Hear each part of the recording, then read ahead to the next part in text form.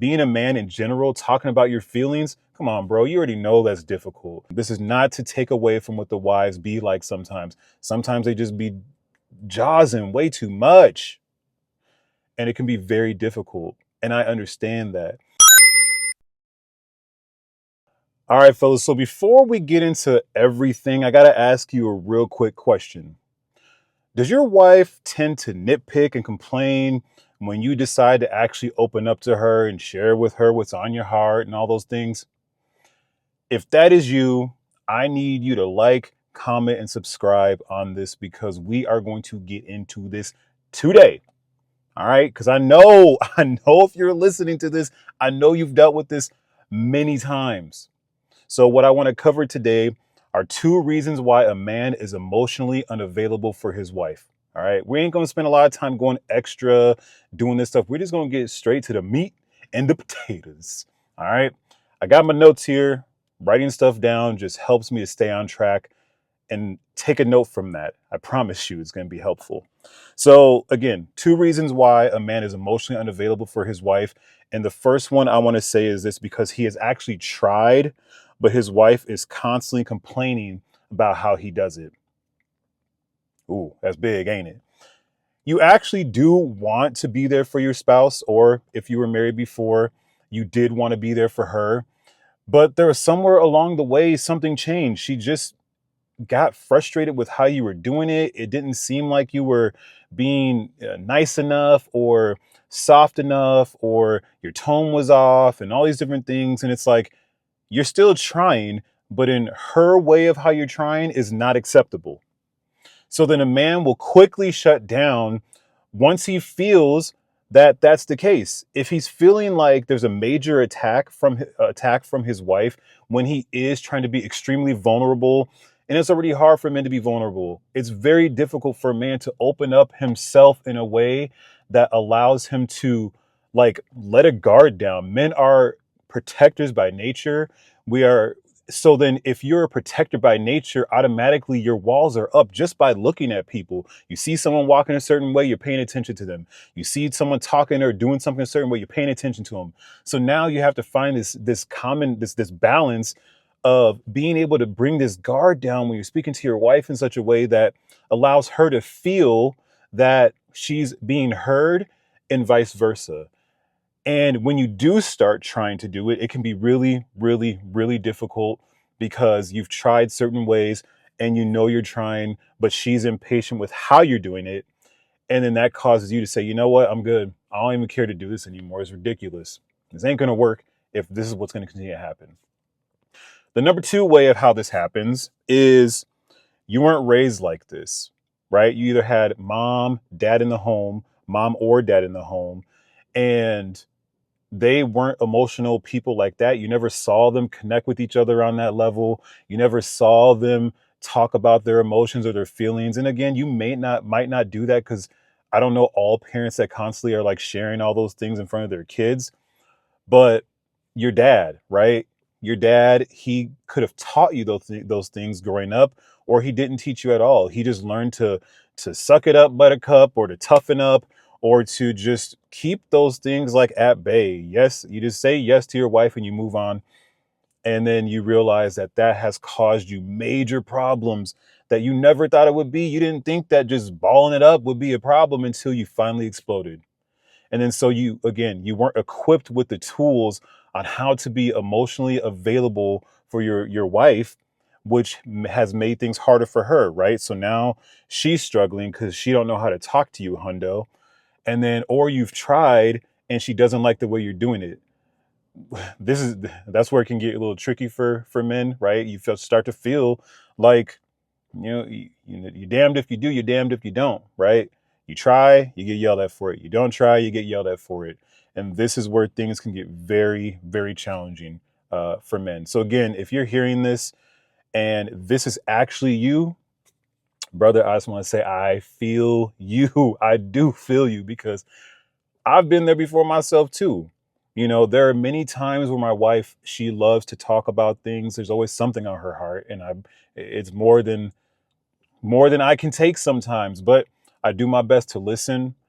And I do my best to share with her what I'm feeling in those times, um, about whatever's going on, about what we're talking about. It could be finances or something like that.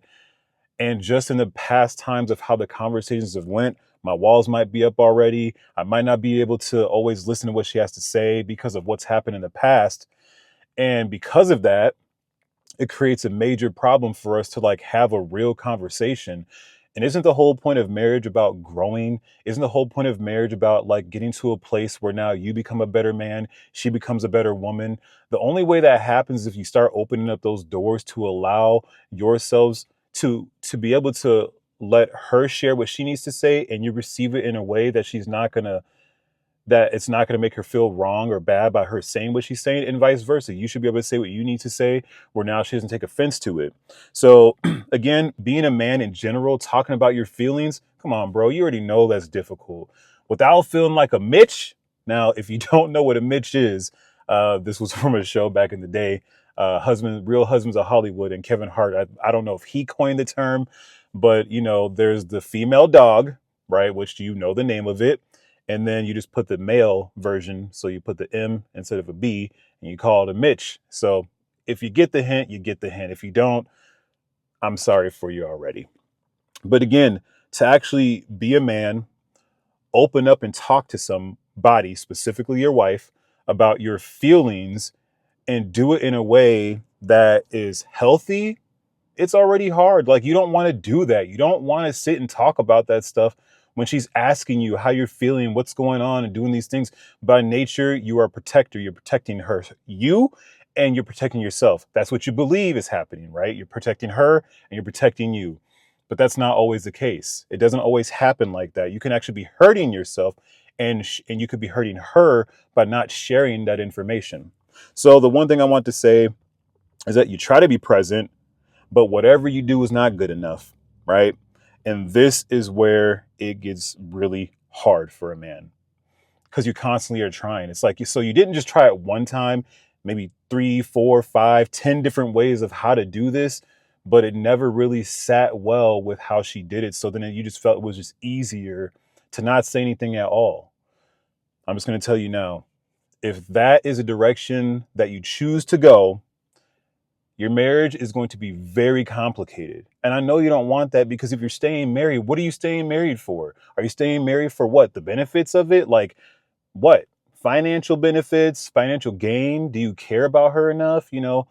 If you do, then work on that area. So the reason I say this, man, is because I really understand it ain't always easy to share your feelings on these things, because you don't know what you're going to get on the other side, right? Your wife might share her feelings about something, and then you might not respond the way that she wants you to, even though in your heart you don't think you're doing anything wrong. It's like, hey, she's saying, I'm feeling some type of way, I'm not happy about how our relationship is, I wish we spent more time together. And your response is, well, babe, if you want to spend more time doing stuff, it costs money, so I got to go to work to be able to do these things. And that's where sometimes things can go wrong, where she doesn't feel that you're being emotionally available for her, right? Because of the response. Now, does it mean that you're wrong? Heck no, because it's absolutely true. Your wife wants more, right? What is the more that she wants? Well, it's whoever she is, and just think of more of that.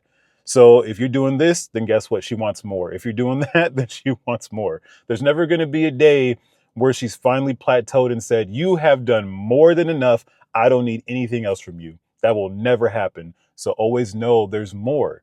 So in this case of being emotionally available for your wife, there is more that you can do as a man to be emotionally available. And the one thing that you have to pay attention to is, no matter how hard it is, don't give up on constantly trying to improve yourself.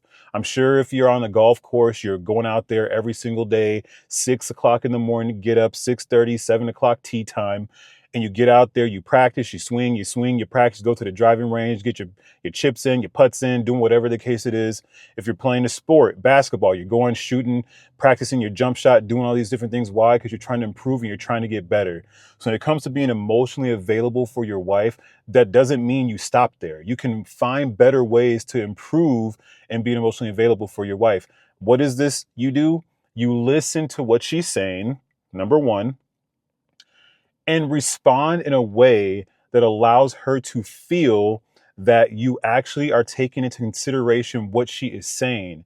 You don't just shoot down what she says. You try to find a way to agree with what she's saying and try to find a solution to what she's saying. If you can come to an agreement in what she's saying, so I'll say it like this: babe, hey, I feel like we don't spend enough time together. I feel like we should spend more time together. Instead of saying, well, you know what?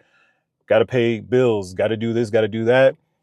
If you know that it's true and you know that that's not happening, it's like, you know what, babe, you're right. I realize that we haven't spent enough time together and we should talk about what we can do to make that work better. Like, let's schedule some time. If it's not right now, let's schedule some time later so we can talk about what needs to be done to be able to have that happen.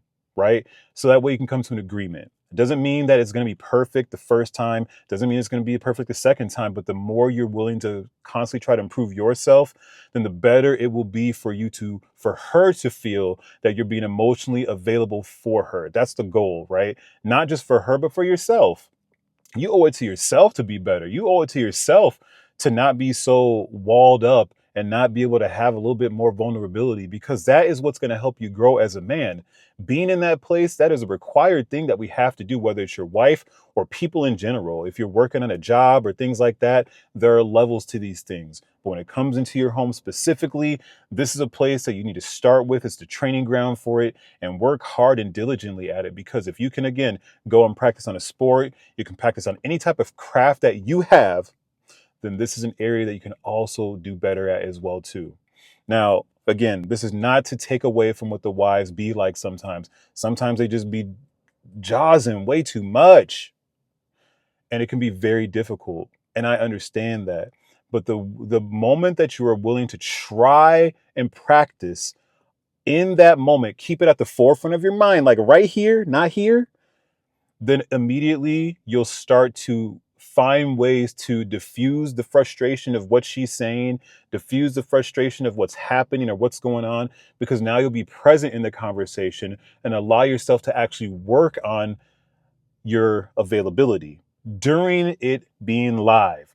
Take notes, write the things down that she's saying, refer back to it if you need to, make sure you're on the same page. And when you make sure that you're on the same page, she will now start to feel that you're actually connecting with her and not feeling closed off. This is something very simple, but something very powerful that is helpful in for your marriage, whether it be now or in the future. So take this information, test it out, try it out, see how it works for you, and let me know. But on that note, fellas, love you guys. Like, comment, subscribe. Let me know what you think, and we'll talk soon. See ya.